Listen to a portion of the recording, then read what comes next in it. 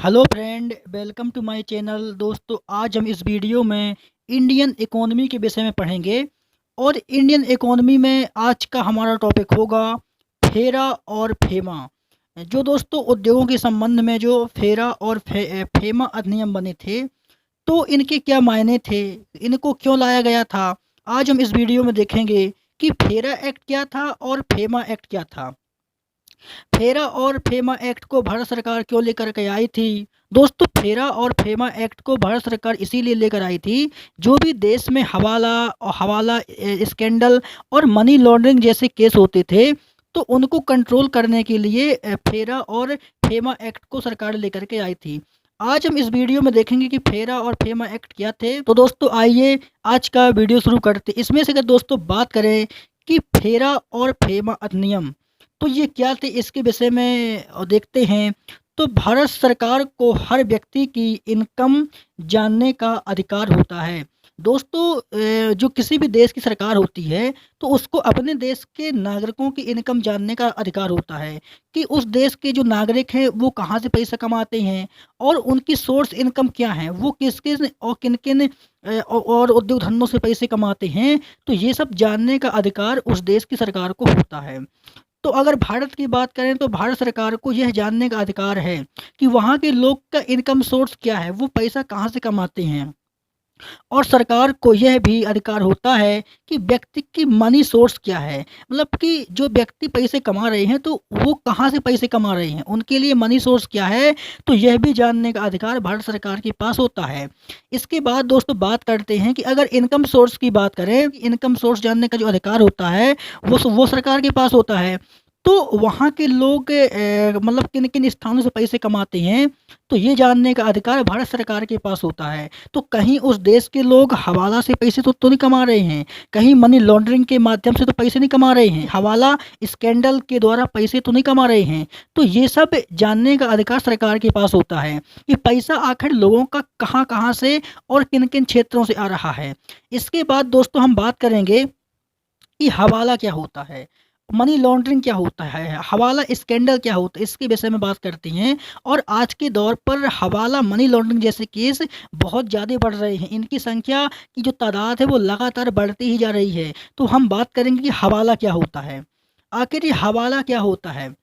तो दोस्तों, हवाला की बात करें, तो मान लो अपन एग्जाम्पल के तौर पर इसको समझ रहे हैं कि अगर कोई व्यक्ति जापान का है, मान लो कोई अगर व्यक्ति है, वो जापान का है और उसने भारत में पैसे कमाए।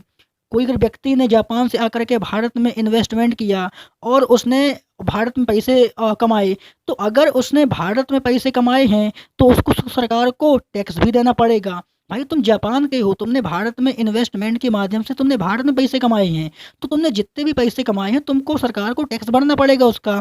तो ये जो जापान के व्यक्ति है, तो इस जापान के व्यक्ति को भारत सरकार को टैक्स भरना पड़ेगा।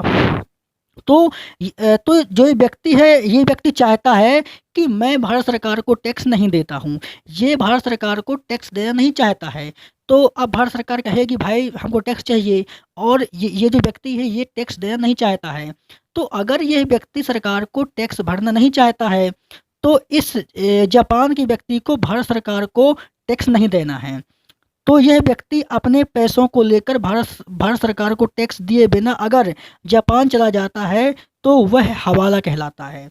दोस्तों, अगर इस जापान के व्यक्ति ने भारत सरकार को टैक्स दिए बिना यह अपने देश देश वापस चला जाता है और भारत सरकार इस व्यक्ति को नहीं पकड़ पाती है, तो यह वह जो पैसा वहाँ पर ले जा रहा है, तो वह पैसा हवाला कहलाता है। इसने भारत से पैसे कमाए और जापान चला गया, इसने सरकार को टैक्स नहीं दिया और सरकार इसे पकड़ भी नहीं पाई, तो ये जो पैसा जापान जा रहा है इसको हवाला बोलती हैं।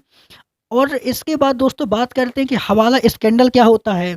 तो हवाला स्कैंडल वो होता है कि मतलब अगर यह व्यक्ति पकड़ा जाता है, मान लो कि यह व्यक्ति भारत से जापान की ओर भाग रहा था और इसको भारत के बॉर्डर में इसको पकड़ लिया जाता है। तो अगर यह व्यक्ति जापान नहीं भाग पाता है और इसको पकड़ लिया जाता है, तो उसको हवाला स्कैंडल कहती हैं। और अगर यही व्यक्ति मान लो पकड़ा नहीं जाता है और यह बिना पकड़े भारत का बॉर्डर क्रॉस करके जापान पहुंच जाता है, या कि अपने पैसे को भारत से जापान पहुंचा देता है, तो उसको हवाला कहती हैं। और अगर यही व्यक्ति पकड़ा जाता है तो उसको हवाला स्कैंडल बोलते हैं। इसके बाद दोस्तों आगे बात करते हैं। इसके बाद दोस्तों बात करते हैं कि मान लो कि ये व्यक्ति पैसे पहुंचा, मतलब कि इस व्यक्ति के जो पैसे हैं वो इसके देश जापान पहुंच जाते हैं। मैं यहाँ पर दोस्तों पर्पस किसी देश का नाम नहीं ले रहा हूँ, ओनली एग्जांपल के तौर पर मैंने जापान का नाम लिया है। इसका मतलब विदेशी से होता है। अगर विदेशी पैसा और सरकार को टैक्स पे किए बिना अगर अपने देश को वापस जा रहा है तो वहाँ पर हवाला या हवाला स्कैंडल होता है। तो अगर ये जापान के व्यक्ति पैसे सही सलामत अपने देश तक पहुंचा देता है तो उसका जो पैसा होता है उसको हवाला बोलते हैं। और अगर यही व्यक्ति पकड़ा जाता है तो जो पैसा पकड़ा जाएगा उसको हवाला स्कैंडल बोलते हैं। तो इसके बाद दोस्तों बात करते हैं मनी लॉन्ड्रिंग कि मनी लॉन्ड्रिंग क्या होता है। अभी हमने समझा कि हवाला और हवाला स्कैंडल क्या होता है। इसके बाद हम बात करते हैं मनी लॉन्ड्रिंग क्या होता है। तो दोस्तों जो मनी लॉन्ड्रिंग की बात करें तो क्या होता है मनी लॉन्ड्रिंग। तो दोस्तों मनी लॉन्ड्रिंग के तहत इसमें वह पैसा होता है जिसमें सरकार को टैक्स नहीं मिलता है। तो मनी लॉन्ड्रिंग की दोस्तों बात करें या काले धन की बात करें, ब्लैक मनी की बात करें, तो यह वह पैसा होता है जिस पैसे पर सरकार को टैक्स नहीं मिलता है उसको काला धन बोलते हैं। इसके बाद दोस्तों बात करते हैं मनी लॉन्ड्रिंग की। तो इसको एग्जाम्पल के तौर पर समझते हैं कि मनी लॉन्ड्रिंग क्या होता है, मनी लॉन्ड्रिंग लोग कैसे कर लेते हैं।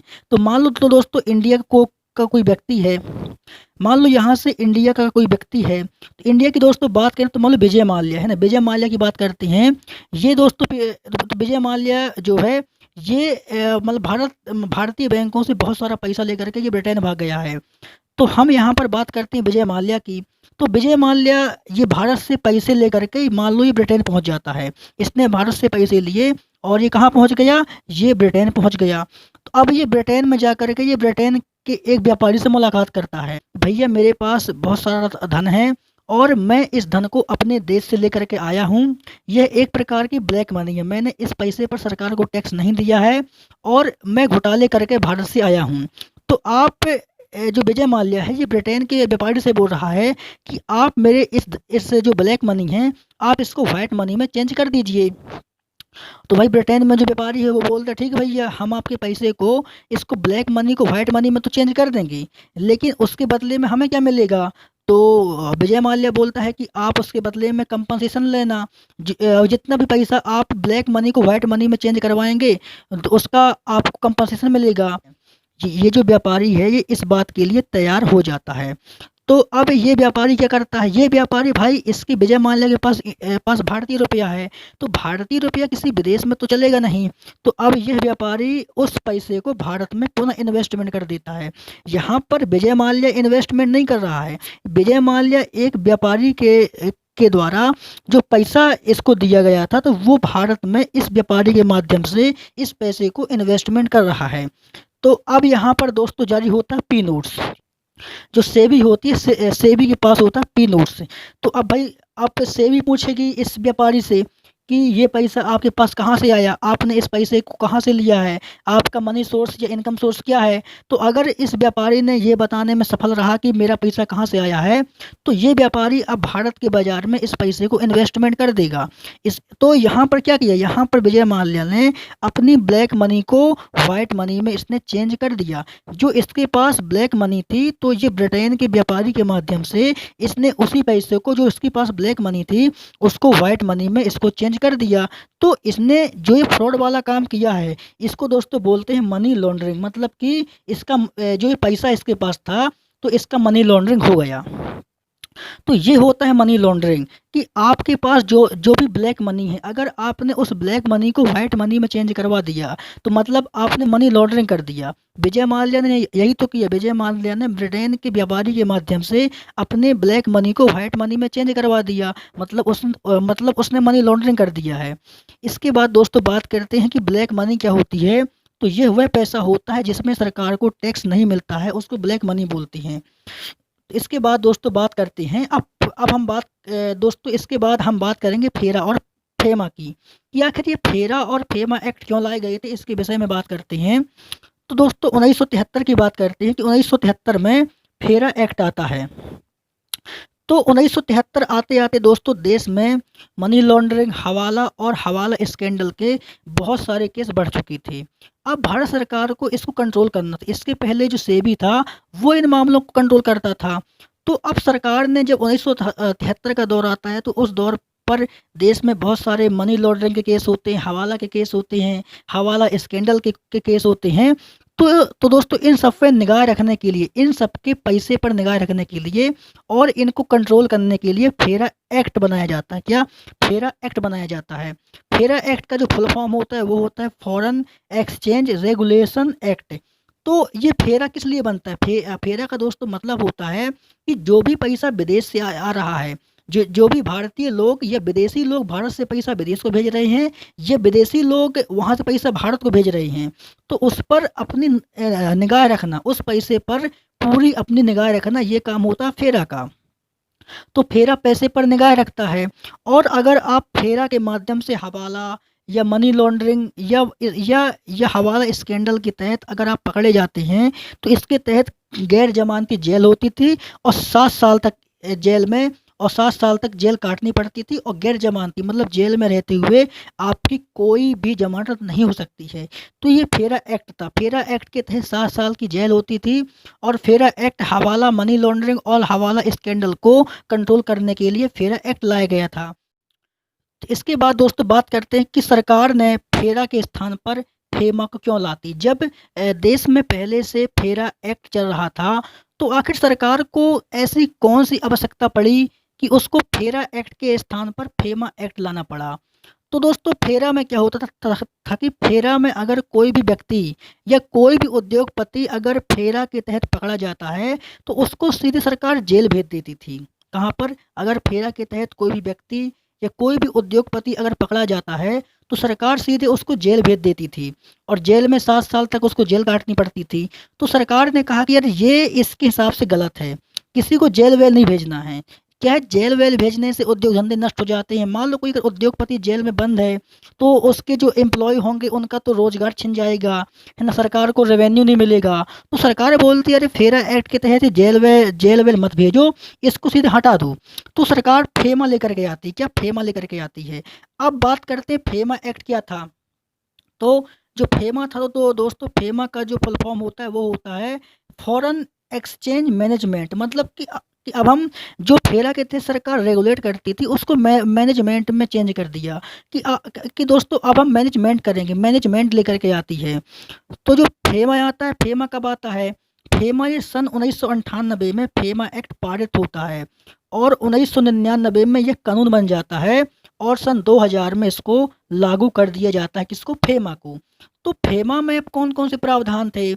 तो दोस्तों अगर फेमा में ये था कि फेमा एक्ट के तहत अगर कोई व्यक्ति मनी लॉन्ड्रिंग, हवाला या हवाला स्कैंडल करते हुए पकड़ा जाता है, तो उस व्यक्ति को जेल नहीं होती थी। सरकार उस व्यक्ति को इसके तहत जेल नहीं भेजती थी। अब भैया जेल नहीं होती थी तो क्या होता था इसमें? इसमें सीधे सरकार जुर्माना लगाती थी। कोई व्यक्ति अगर मनी लॉन्ड्रिंग, हवाला या हवाला स्कैंडल के तहत पकड़ा जाता है, तो सरकार पहले उसको जेल भेज देती थी फेरा एक्ट के तहत। अब उसको यहाँ पर सरकार को जेल नहीं भेजना है, सीधे उस पर जुर्माना लगा देना है। और वो भी कितना जुर्माना लगाना है? 3 गुना। उसके ऊपर 3 गुना जुर्माना लगा दिया जाता था। और जितने भी पैसे होते थे वो तो जब्त कर दिए जाते थे। पैसे जब्त करने के बाद सरकार उस पर तीन तीन गुना जुर्माना लगा देती थी। और ये किसके तहत होता था? अगर कोई व्यक्ति हवाला में पकड़ा जाता है, मनी लॉन्ड्रिंग में पकड़ा जाता है, कि हवाला स्कैंडल में पकड़ा जाता है। तो दोस्तों हमने इस वीडियो में समझा फेरा और फेमा एक्ट के विषय में। आज के वीडियो को यहीं पर ख़त्म करते हैं। दोस्तों हम इसकी अगले वीडियो में कोर सेक्टर के विषय में पढ़ेंगे। तो दोस्तों आप हमारे चैनल स्टडी 18 इंडिया को सब्सक्राइब कर लीजिए, बेल आइकन को प्रेस कर लीजिए। मिलते हैं अगले वीडियो में, जब तक के लिए आप सभी का धन्यवाद।